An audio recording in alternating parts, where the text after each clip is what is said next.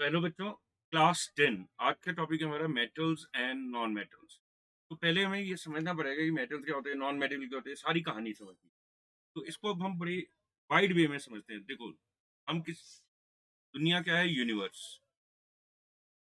अब यूनिवर्स बनी है दो चीजों से, मैटर एंड एनर्जी। ठीक है। जब हम मैटर की बात करते हैं तो मैटर हमारे पास दो चीजें थे, अच्छे लोग बुरे लोग, मतलब प्योर एंड इम्प्योर। जब हम इम्प्योर की बात करते हैं तो यहाँ हमारे पास मिक्सचर्स होते हैं। क्या होते हैं? मिक्सचर। और जब प्योर मेटल की बात करते हैं तो हमारे पास होते हैं एलिमेंट्स एंड कंपाउंड। ठीक है जी। जब हम एलिमेंट्स की बात करते हैं, एलिमेंट्स कौन कौन से होते हैं वो समझ। एक हो गया जी मेटल, का हो गया नॉन मेटल। ठीक है। और इसके अलावा भी एक होते हैं जिनको हम बोलते हैं ट्रांस यूरेनिक। ठीक है। और इन दो मेटल्स और नॉन मेटल्स के बीच में होते हैं मेटलॉइड्स। ठीक है। मेटलॉइड्स वो होते हैं जिनमें मेटल्स और नॉन मेटल की प्रॉपर्टीज दोनों की हो। और ट्रांस यूरेनिक वो होते हैं जो हम लोग बनाते हैं बाय न्यूक्लियर रिएक्शन, जैसे यूरेनियम 235 और उसके बाद की सीरीज जो। ठीक है। इनका लाइफ स्पैन बहुत कम होता है, बहुत कम होता है, रेडिएटिव होते हैं और बहुत कम लाइफ स्पैन होता है, बहुत थोड़े टाइम के लिए एग्जिस्टेंस में। ठीक है। यहाँ तक बात समझ आ गई। अब हम बात करते हैं हमारे, क्योंकि हमारा टॉपिक है मेटल और नॉन मेटल्स का, तो हम सबसे पहले पकड़ते हैं metal. What do we mean by metal? अब जो आपकी क्लास 10 की डेफिनेशंस हैं उसमें सिर्फ मेटल को ये बोल दिया हार्ड है, रिजिड है, फलाना ढींगा, ये कुछ नहीं है। आप केमिस्ट्री पढ़ रहे हो तो आपको केमिस्ट्री के बेस पर मेटल समझने पड़ेंगे। तो what are the metal? Metals are those elements which have a tendency to lose the electron, which have a tendency to lose the electron. They are called metals. And what are non-metals? अब उल्टा कर दो इसका, the elements which have tendency to gain the electron, gain the electron. ठीक है।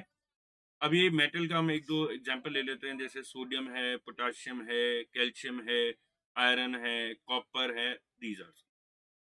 जब हम elements non metals की बात करते हैं तो ऑक्सीजन है, सल्फर है, फ्लोरीन है, क्लोरीन है, ब्रोमीन है, आयोडीन है, ये है। तो इनकी सिंबॉलिक फॉर्म्स है। अब आप क्लास 10 में हो तो आपको ये समझ आ जानी चाहिए। ये टीचर को बार बार नहीं समझाना कि भैया ये क्या चीज़ है, क्या अल्फाबेट्स है ये। तो इतना तो आपको समझ आना चाहिए।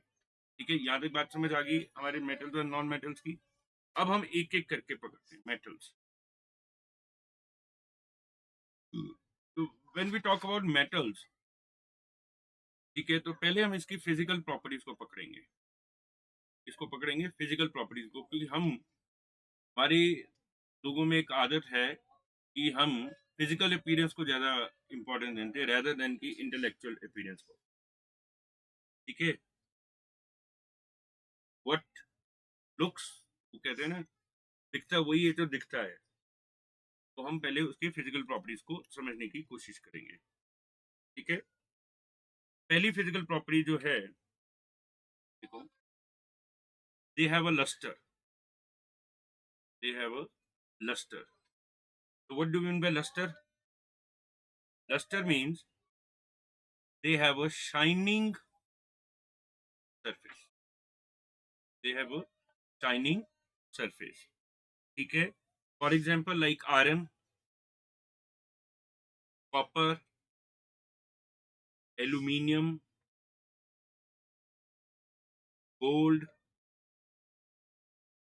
silver. These are metals which shine. अब ऐसा नहीं कि सारे करते हैं, पर मैक्सिमम करते हैं। ठीक है।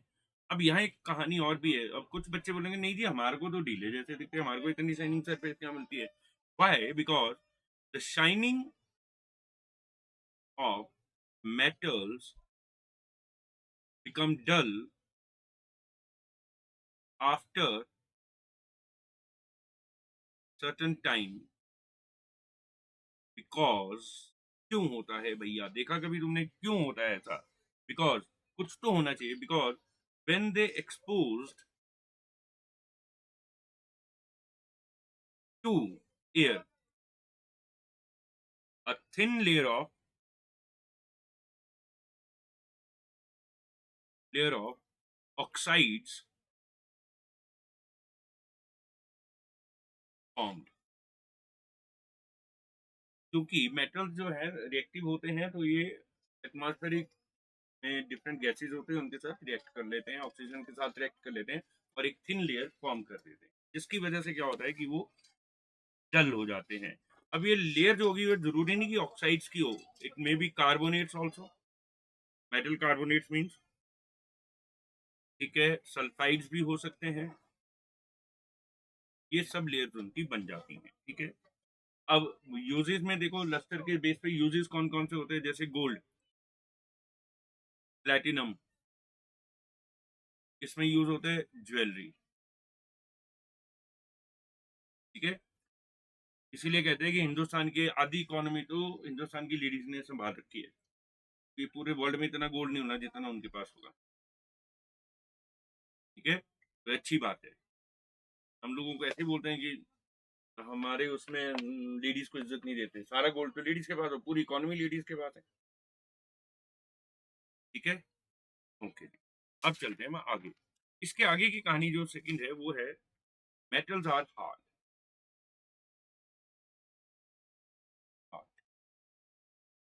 ठीक है। अब ये हार्डनेस जो है ये वेरी करती है मेटल्स टू मेटल। सारे मेटल ये हार्ड नहीं होते, ऐसा नहीं कि दुनिया में सारे एक जैसे हैं। Mother nature always keep the balance, they always keep the balance, ठीक है। सो अब हम एक्सेप्शंस पढ़ते हैं, कौन कौन सी है एक्सेप्शन, ठीक है। क्वेश्चंस आप खुद बनाएंगे, आप लोग खुद क्वेश्चन बनाओ एक दूसरे के लिए। तो इसमें एक्सेप्शंस कौन कौन सी है?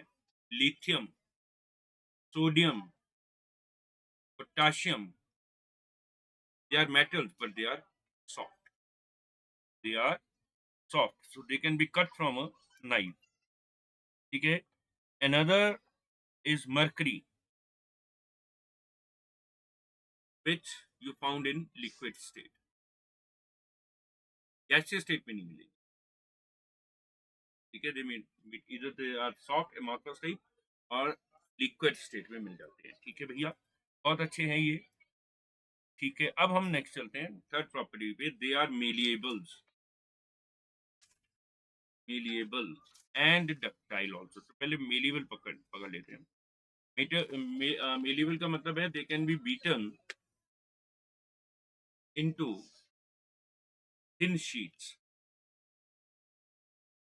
मैंने आपको केमिस्ट्री पढ़ाई थी जिसमें हमने एटम बताया था, उसमें एक एक्सपेरिमेंट था जिसमें उन्होंने एटम के स्ट्रक्चर को देखने के लिए थिन लेयर ऑफ गोल्ड ली थी, जिसमें से रेट को पास आउट करा था। मैं इतनी डेप्थ में नहीं जाऊंगा, आपको पता है और आपको याद रखना चाहिए।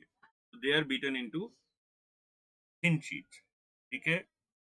तो जैसे गोल्ड की होती हैं, सिल्वर की होती हैं, ये चीज आपने एक और जगह देखी है, जो चटोरे हैं उन्होंने बर्फी के ऊपर देखा होगा गोल्ड सिल्वर की फाइलिंग की होती है, कुछ में चॉकलेट में गोल्ड की होती है। तो दैट इज ऑल। मैं भी सोच रहा हूँ चॉकलेट का बिजनेस करूँ, उस पर ये लगाऊँ। तो बीटन इनटू थिन शीट्स, खरीदेगा कोई नहीं, टीचरों से कोई नहीं खरीदते, रहने देते हैं। Four is ductile. Now what do you mean by ductile? They can be drawn in to wires, उनकी हम वायर्स बना सकते हैं, ठीक है। फॉर एग्जाम्पल आपने देखी होगी आयरन की, सबसे ज्यादा आपने देखी है ऊपर कॉपर की, इलेक्ट्रिसिटी, इलेक्ट्रिकल वायर्स, ठीक है। एल्यूमिनियम की भी होती हैं, ठीक है, ये उनकी बनती हैं। बहुत अच्छे बच्चे हैं मेटल्स, ठीक है। अब gold is most ductile and malleable element, ये कौन है भैया? ये है gold is the most ductile and malleable element. ठीक है, तो अगर आप 1 ग्राम गोल्ड पकड़े तो इससे 1 kilometre long wire can be form. आजकल तो वैसे ही गोल्ड का भाव बहुत ऊपर चला हुआ है। ठीक है, तो हमारी सारी गृहणियां आजकल करोड़पति और अरबपति हैं। ठीक है भैया, चलो जी, अब हम चलते हैं आगे। जो प्रॉपर्टी इनको एक्स्ट्रॉर्डनरी बनाती है, the metals are good conductor of electricity. They are good conductor of electricity, मतलब इलेक्ट्रॉन्स को पास आउट, मतलब इलेक्ट्रिसिटी को पास आउट होने देते हैं। ये एक अलग चैप्टर है, अभी आप अच्छे से पढ़ेंगे। एक चैप्टर आएगा आगे, इलेक्ट्रिसिटी इन मैग्नेटिज्म, उसमें हम अच्छे से बताएंगे what do you mean by electricity. पर वैसे बता देते हैं कि मेटल्स में इलेक्ट्रिसिटी का जो रीजन है वो इलेक्ट्रॉन है, फ्री इलेक्ट्रॉन। ठीक है, और लिक्विड्स में जो इलेक्ट्रिसिटी का कॉज होता है वो आयंस होते हैं। तो कई बार बच्चे बहुत कंफ्यूजन होते हैं कि सर पानी is not a good conductor of electricity, फिर हमने डाल दिया नमक, फिर वो कंडक्टर हो गया, तो इलेक्ट्रॉन कहाँ से आए? बेसिकली वो इलेक्ट्रॉन्स नहीं है, they are basically ions. They are basically ions. Ions have also charge, electrons have also charge. इसको हम हिंदी में आवेश बोलते हैं। चार्ज का हिंदी शब्द है आवेश। ठीक है, यहाँ तक बात समझ आ गई? ठीक है, लेकिन इसमें भी एक्सेप्शन है। मैंने कहा ना, नमूने तो हर जगह होते हैं, तो यहाँ भी कुछ नमूने हैं। ठीक है, लिथियम, सोडियम, पोटाशियम, सीजियम, ये तुमने पहली बार सुना होगा तो मैंने इसको लिख दिया सीजियम। ठीक है, और गैलियम।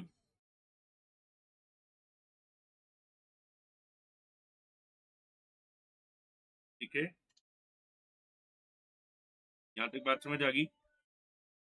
तो ये जो होते हैं, ये जो एक्सेप्शन वाले हैं, इनमें एक्सेप्शन क्या है? They they have a low melting point. इसको याद रखो, मैं नेक्स्ट प्रॉपर्टी में इसको एक्सप्लेन करता हूँ। मैंने थोड़ी सी फिक्स कर दिया इसको। सिक्स प्रॉपर्टी पढ़ते हैं। Metals have high melting point. High melting point, ये उस इंसान की तरह है जो जल्दी नहीं पिघलते, इमोशनल स्ट्रॉन्ग है, they are not emotional fools. Metals are rigid, strong, and hence they are have a high melting point. Actual story क्या है हाई मेल्टिंग पॉइंट की? The molecules, their atoms have a strong inter atomic forces. They bind with each other with a very strong force, की वजह से इनका high melting point होता है। तो वो इजीली एक दूसरे को साथ नहीं छोड़ेंगे। उन्होंने बचपन में गाना सुना था, तेरा साथ न छोड़ेंगे सोनी, भेज दे चाहे जेल पे। मतलब आप जितनी मर्जी एनर्जी लगा दो, वो अपना साथ नहीं छोड़ेंगे। ठीक है, अनटिल की वो पहुंच जाए। तो अब इसमें जो तो लिथियम, सोडियम, पोटेशियम, सीजियम और गैलियम है, इनका लो मेल्टिंग पॉइंट है। इनमें से भी caesium and gallium can be melted on your palms also। palms मतलब आपके हथेली पे अगर इनको रख दो तो उतनी सी ही गर्मी में ये पिघल जाएंगे भैया, इतना low melting. Caesium and gallium. ठीक है, ओके, बहुत अच्छे हैं, वेरी गुड, बहुत अच्छा लिया। अब सिल्वर इज द, ये ध्यान रखना, ये वाले जो बेस्ट बेस्ट होते हैं ये जरूर क्वेश्चन में आ जाते हैं। Silver is the best conductor of electricity, oh sorry, best conductor of heat, and the lead is the poorest. Lead is the poorest। ठीक है, अब ऐसे ही एक चीज आपको और याद रखनी है, द गोल्ड। ठीक है, gold is also the best conductor of electricity. Gold is best conductor of electricity. They are best conductor. अब ये जो कंप्यूटर के अंदर जो चिप्स होती हैं और जो उनके अंदर वायरिंग हुई होती है, गोल्ड से हुई होती है। पुराने टाइम पे क्या होता था कि कुछ, अब कई कंपनी से मैं नाम नहीं लेना चाहता, उन्होंने चिप्स इकट्ठी की, ये जो कंप्यूटर पार्ट्स होते हैं उनको मेल्ट किया और उससे गोल्ड निकाल निकाल कर बेचा। Yes, there is a very big company, ये भी करती है। अब तुम भी घर पे बैठ ना जाना यही करने, क्योंकि उसके लिए सल्फ्यूरिक एसिड का यूज होता है, जिसमें वो कुछ चीजें डिसॉल्व हो जाती हैं और फिर वो अलग करके उसको, इट्स अ प्रोसेस, आप समझेंगे एक्सट्रैक्शन ऑफ मेटल। हम इकट्ठा बता रहे हैं आपको। मतलब कि अगर 10th की केमिस्ट्री किसी ने पढ़ी हो ढंग से 1998 के आसपास, तो एक बड़ी करोड़ों की कंपनी खड़ी कर सकता था कि सस्ते चिप्स ऑफ कंप्यूटर पार्ट लिए, उनको मेल्ट किया, वहां से गोल्ड निकाला और बेच दिया। उस टाइम ना बेचता, आज बेचता, तो प्रॉफिट ऑफ मार्जिन थाउजेंड हो। ठीक है, ये सारी चीजें आपके बड़े बड़े जितने भी साइंटिस्ट हैं, उन्होंने इन्हीं छोटी छोटी चीजों को, इतनी छोटी छोटी प्रॉपर्टी को पकड़ के बड़ी कॉम्प्लेक्स चीजें बनाई, इन्वेंशन की, और हमने कुछ नहीं किया, क्योंकि हम पढ़ने के लिए पढ़ते हैं, मार्क्स के लिए। जब हम चीजों को समझने के लिए पढ़ेंगे तो हमारे को आइडियाज आएंगे। ये चलो, they are good conductor of copper and, अब हमने कहा था कि gold is a best conductor of electricity, ये तो हमने बात की। ठीक है, अब वायरिंग फिर हम कॉपर एल्यूमिनियम से क्यों बनाते हैं? क्योंकि they are cheaper than gold. Got it? Cheaper than gold. Why gold is precious? Question यहाँ राइज होता है, why gold is precious, why silver is precious? तो याद रखो जिंदगी में कि जो चीज सबसे ज्यादा इजीली अवेलेबल होती है उसकी वैल्यू कम होती है, और जो चीज कम अवेलेबल होती है उसकी वैल्यू ज्यादा होती है। जैसे मैं उल्टा करता हूँ, मैं हर किसी के साथ अवेलेबल हो जाता हूँ तो वैल्यू कम है, जिस दिन मैं अवेलेबल होना कम हो जाऊंगा तो ऑब्वियसली मेरी वैल्यू बढ़ जाएगी। ठीक है, तो ये जिंदगी के साथ मिलता जुलता है। Gold is precious because it is very rare, diamond is rare, बहुत महंगा है। और गोल्ड जो सबसे ज्यादा काम आता है, आयरन एल्यूमिनियम, वो बेचारे ऐसे रुल रहे होते हैं, इजीली अवेलेबल है। अगर गोल्ड, मान लो गोल्ड ज्यादा होता और एल्यूमिनियम और आयरन कम होते, तो प्रीशियस मेटल कौन सा होता? आयरन और एल्यूमिनियम। गोल्ड यूं ही धक्के खा रहा होता है, तेरी औकात ही कुछ नहीं भाई। ठीक है, तो ये आपको समझ देना।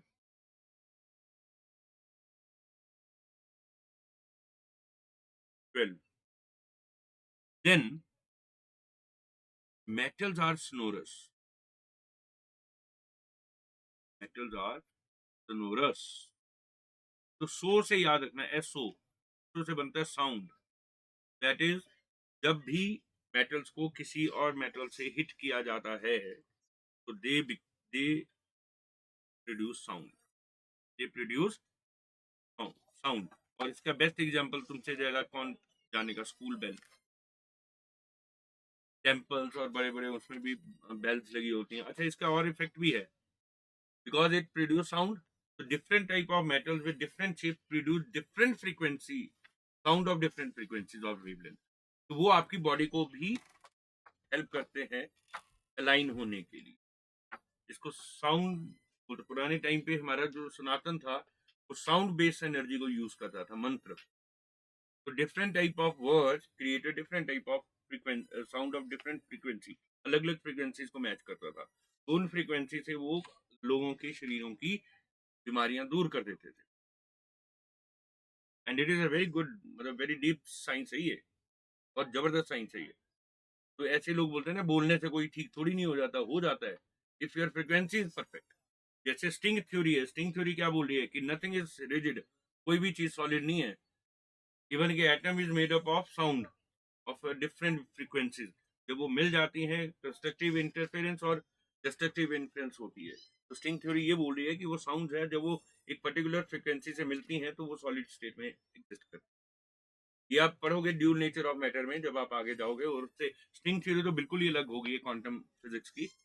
तो ये साउंड ही है जो पूरी दुनिया को घुमा के रखता है। और इसीलिए हमारे वेदों में और सनातन धर्म में उत्पत्ति ऑफ ब्रह्मांड जो ब्रह्मांड का सृजन हुआ है, वो ये बोलते हैं कि ये सृजन नाद से हुआ है। नाद मीन साउंड, ठीक है। और वही आपकी कहाँ है, जब आप आरती पढ़ते हो तो वहां लिखा रहता है ब्रह्मा विष्णु महेश, ये प्रणव अक्षर के मध्य ये तीनों एका। तो प्रण वह अक्षर, वो अक्षर जो प्राण, जिसकी वजह से सब प्राण में स्थापित हुए, वो इन सब के अंदर, वो उनके मध्य में एक ही है। तो वो एक आपको हिंट दिया उन्होंने कि उत्पत्ति तो सबकी साउंड से ही हुई है। और वो स्ट्रिंग थ्योरी के साथ जाकर कहाँ मिलती है, देखो आज आरतियां वो चीजें कब की बनी हुई हैं, और आज जाकर साइंटिस्ट ये बोल रहे हैं कि नहीं भैया, देवर राइट, वो ठीक थे, साउंड थ्योरी से उत्पत्ति हुई है, दैट इज द साउंड, नाद।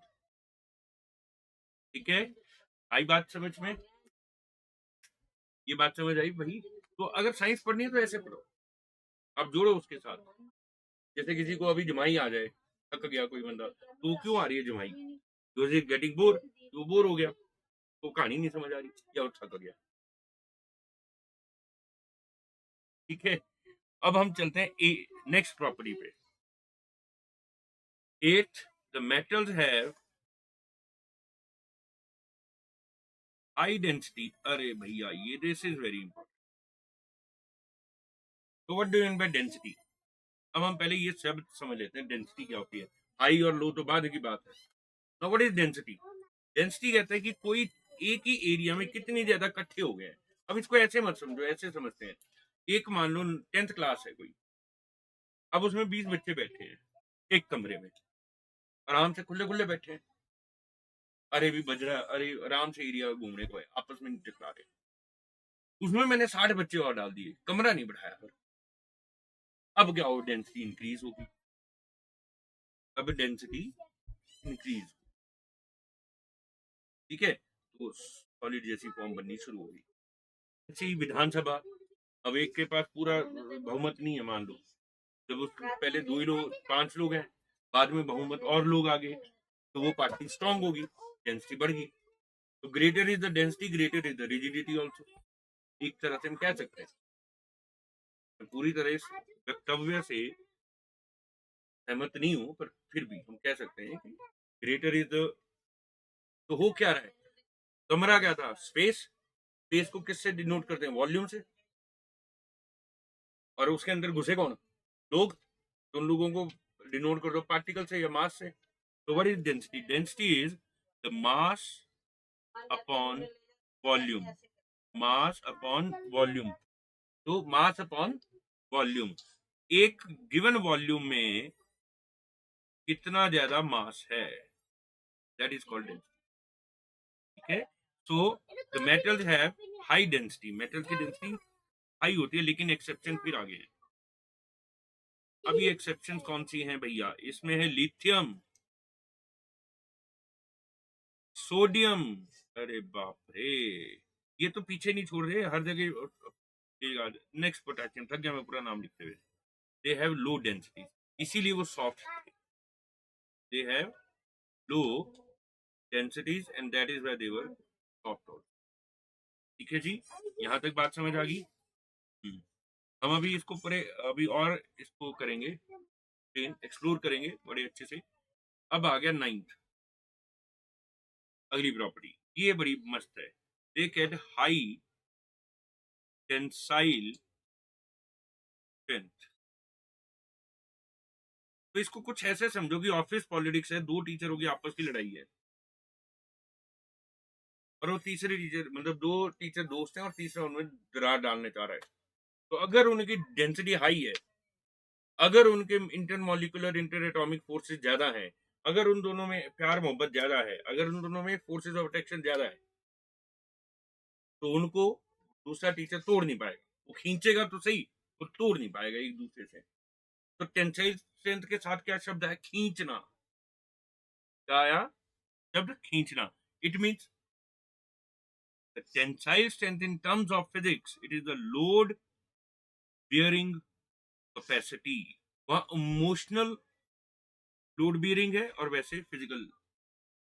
ठीक है, समझ गए? जो हमने एग्जांपल दिया उसमें इमोशनल लोड बियरिंग है कि कितना लेवल पे जाके उनका इमोशन टूटेगा। ठीक है, कितनी एक दूसरे के ऊपर हम षड्यंत्र रचेंगे, कॉन्स्पिरेसीज लड़ेंगे, कितना होगा। ऐसी जो मेटल्स होते हैं जो स्ट्रांग होते हैं उनकी लोड बेरिंग कैपेसिटी ज्यादा होती है। एक इसको एक और तरह से आप समझ सकते हैं, एक आदमी को आप परेशान करी जा रहे हो करी जा रहे हो करी जा रहे हो, जैसे सुसाइड होते हैं, तो अगर स्ट्रांग आदमी है तो he will bear that load, वो उतनी मेंटल प्रेशर को झेल लेगा एक आदमी अगर स्ट्रांग होगा। जैसे घर का भी प्रेशर, बीवी का प्रेशर लग, बच्चों का प्रेशर लग, स्टूडेंट का प्रेशर लग, ऑफिस पॉलिटिक्स का प्रेशर अलग, मैनेजमेंट का प्रेशर अलग, फिर पेरेंट्स का प्रेशर अलग, कितने सारे के प्रेशर होते हैं। तो अगर वो स्ट्रांग है तो झेल जाएगा, नहीं होगा तो भैया सुसाइड कर लेगा जब वो लोड बेरिंग कैपेसिटी खत्म हो जाएगी। तो that is the load bearing capacity. समझ आई? जिंदगी के साथ समझो, जिंदगी के साथ भी और जिंदगी के बाद भी केमिस्ट्री है। ठीक है जी। तो that is why the iron is used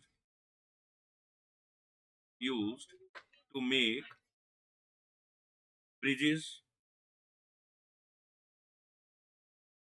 ये लिखा ही नहीं रहा भाई, ब्रिजेस, ठीक है, और बिल्डिंग्स और railway lines, they have a strong load bearing capacity. अब इसमें याद रखना एक शब्द, एक element, tungsten. Tungsten, now what is tungsten? It has high resistance.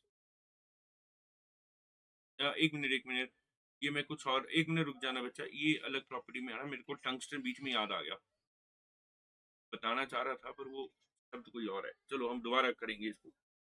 Next property है, they are all are solids, metals all are solid except mercury, mercury को छोड़, ठीक है। ये लास्ट प्रॉपर्टी थी। इसके बाद अब मैं टंगस्टन की बात कर, व्हाट इज टंगस्टन, इसकी क्या खासियत है? It has high resistance, it has a very high resistance. अब ये रेजिस्टेंस वो नहीं है इमोशनल रेजिस्टेंस, इसका मतलब है इलेक्ट्रिसिटी से जुड़ी हुई चीज है ये रेजिस्टेंस, ठीक है। And high melting point, very high melting point. अब मैंने, मेरा मतलब क्या था इस चीज को यहाँ बकवास करने का, क्यों मैंने इसको ले आया? क्योंकि जो लाइट आई आपके पास, इलेक्ट्रिकल लाइट, वो आई बल्ब से, और बल्ब में टंगस्टन लगा होता है, हम फिलामेंट बोलते हैं। फिलामेंट किस चीज से बना है? टंगस्टन से। इसीलिए एडिसन को हजारों एक्सपेरिमेंट करने पड़े बल्ब बनाने के लिए, तो जितने बनाते थे वो उड़ जाते थे, अलग अलग मेटल वो यूज करते रहे। लेवल ऑफ कमिटमेंट देखो एडिसन का। हम 2 बार क्वेश्चन नहीं निकलता, तीसरी बार सिर पीट के चैट जीपीटी को पकड़ लेते कि दे दे भैया आंसर, हमारे बस की नहीं है ये नहीं है अपने बस का हो रहा कुछ भी, और इसीलिए हम एडिसन नहीं बन पा रहे, मतलब इंसान नहीं बन पा रहे ढंग से। 2 बार किया क्वेश्चन, 3 बार किया, अच्छा ये नहीं हमारे बस की बात। टंगस्टन को देखो, एडिसन को देखो, उसने 1000 एक्सपेरिमेंट किए, तब कहीं जाकर उसको पता चला ओहो ये तो टंगस्टन है जो मेरे काम की। तो जीवन में हार नहीं माननी होती, चाहे वो घर पे हो चाहे स्कूल पे हो चाहे वर्किंग प्लेस पे हो, हार नहीं मानो भैया, लड़ लो तुम। तो you must have high resistance और हाई मेल्टिंग पॉइंट, ना तो तुम पिघलोगे ना तो तुम हार मानोगे। करेक्ट? समझ आई? ओके जी। तो यहां तक हमने physical properties of non metal को पकड़ लिया। अब एक वो बेचारा रह गया है, फिजिकल प्रॉपर्टीज ऑफ, है हमारे पास एक बेचारा नॉन मेटल्स। अब ये बोला मेरे को क्यों छोड़ा, मैं भी हूं, पीछे देखो पीछे, मैं भी हूं भैया। अब नॉन मेटल्स को पकड़ लेते हैं। What do you mean by non metals, वो हमने समझ लिया।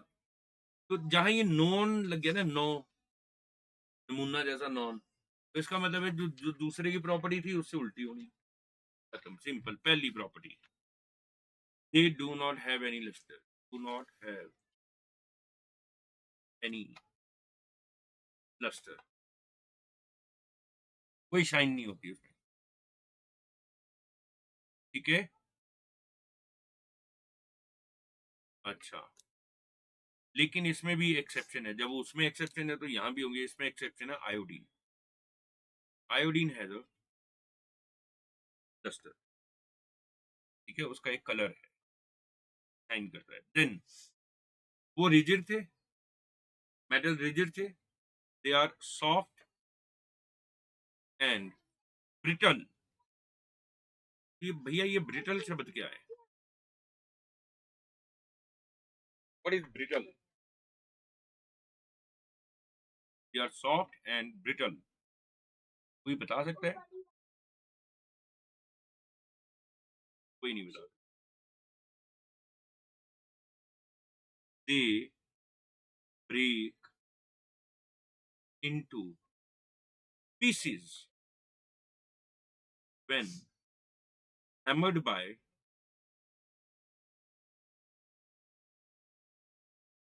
hammer। हैमर ये लिख नहीं रहा आज पे, ठीक है। जब हम उसको हैमर से तोड़ते हैं तो वो टूट जाते हैं पीसीज में, ग्लास। लेकिन इसमें एक एक्सेप्शन इसमें भी है, और ये एक्सेप्शन है डायमंड। ये बोलता है हैमर मैं तेरे को तोड़ दूंगा, तू मेरे को नहीं तोड़।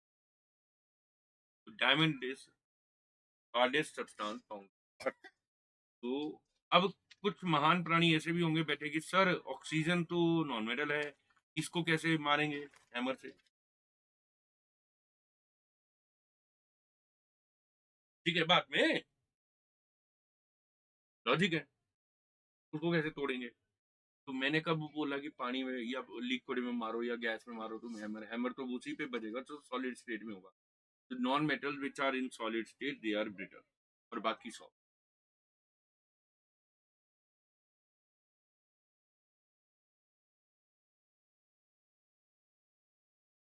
हाँ, ये हाई लेवल की केमिस्ट्री, इतनी इतनी हाई लेवल की तो सेकंड क्लास में अभी इतनी हाई लेवल की केमिस्ट्री नहीं पढ़ती है। तो they are neither malleable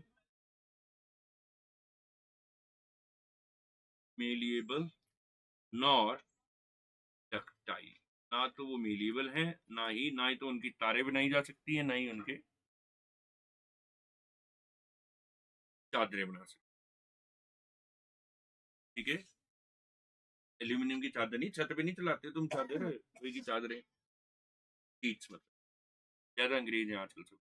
then generally generally they are bad conductor of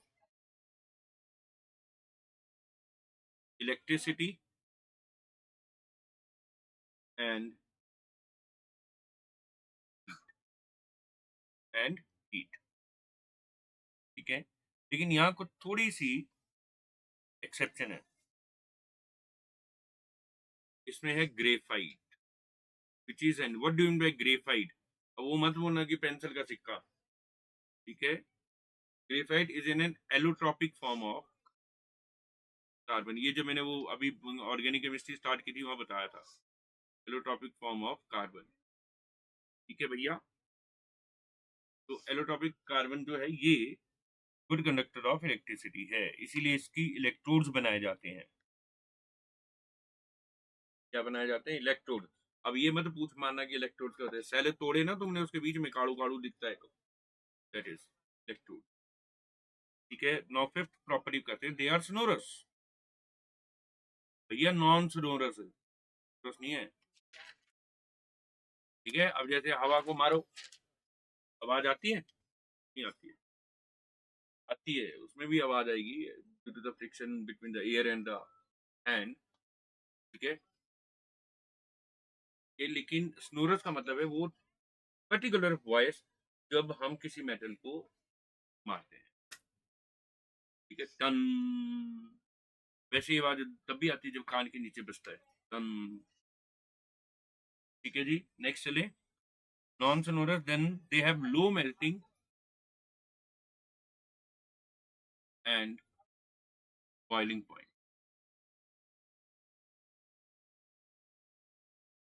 हाँ बिल्कुल ठीक बोल रहे हो आप। High melting and boiling point exceptions, भाई राम ये तो जान ही ले लेंगे एक्सेप्शन। एक्सेप्शन है बोरोन,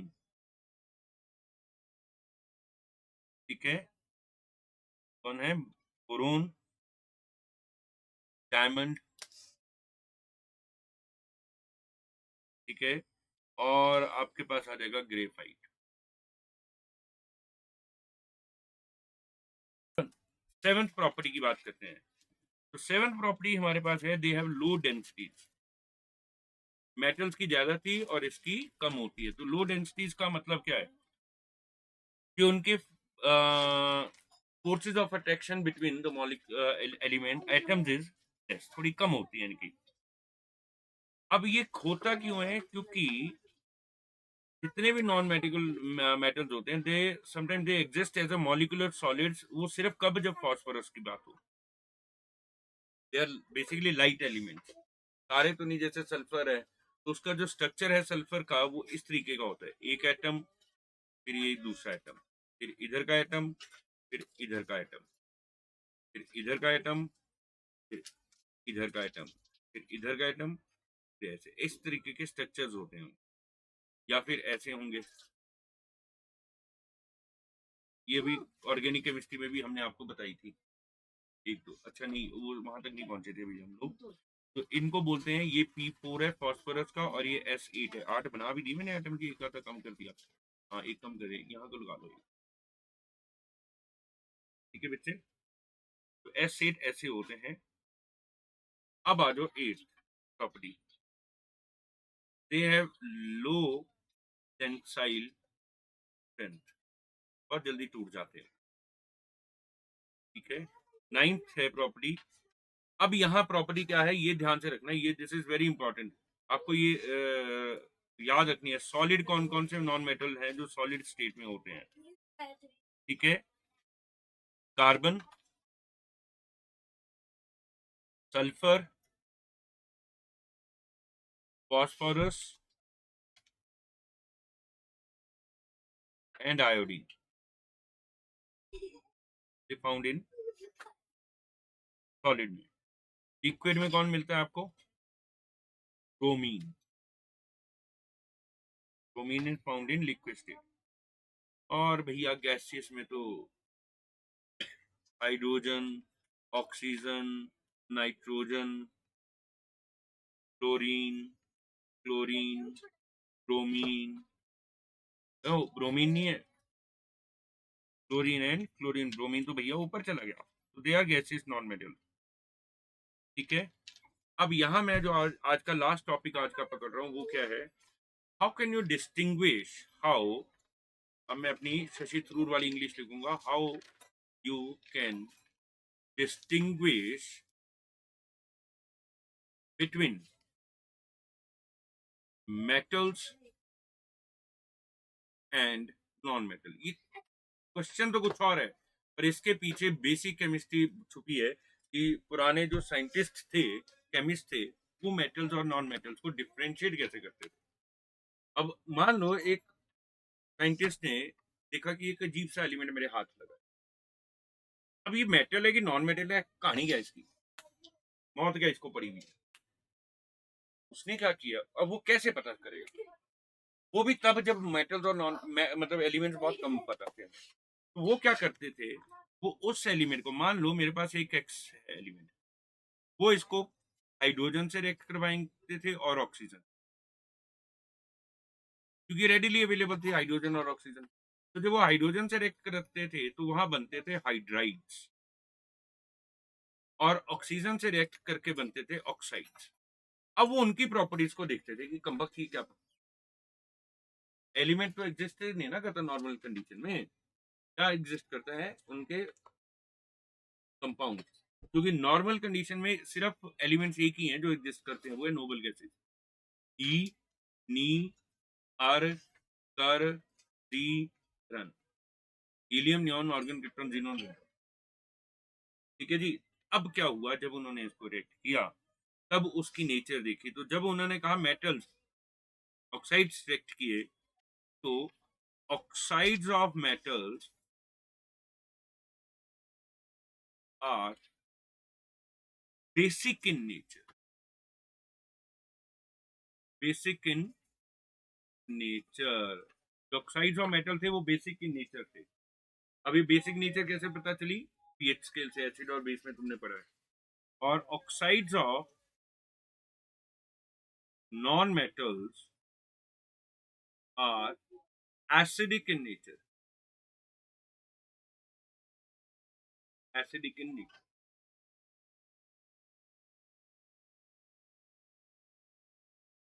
और मे बी न्यूट्रल, कई बार वो न्यूट्रल भी होते थे। ठीक है, यहाँ तक बात समझ आ गई। और ये कैसे करते थे? पानी में फेंक देते थे ऑक्साइड को, फिर वो कुछ बनता था, कभी एसिड बनता था, कभी बेस बनता था। तो अगर बेस बना तो वो मेटल था, और अगर एसिड बना तो वो नॉन मेटल। तो ये क्वेश्चन, मान लो मैंने एक्स लिया, इसको मैंने रिएक्ट कराया ऑक्सीजन से, मेरे को बन गया मैं एलिमेंट ऑक्साइड। इसको मैंने पकड़ा और डाल दिया पानी में।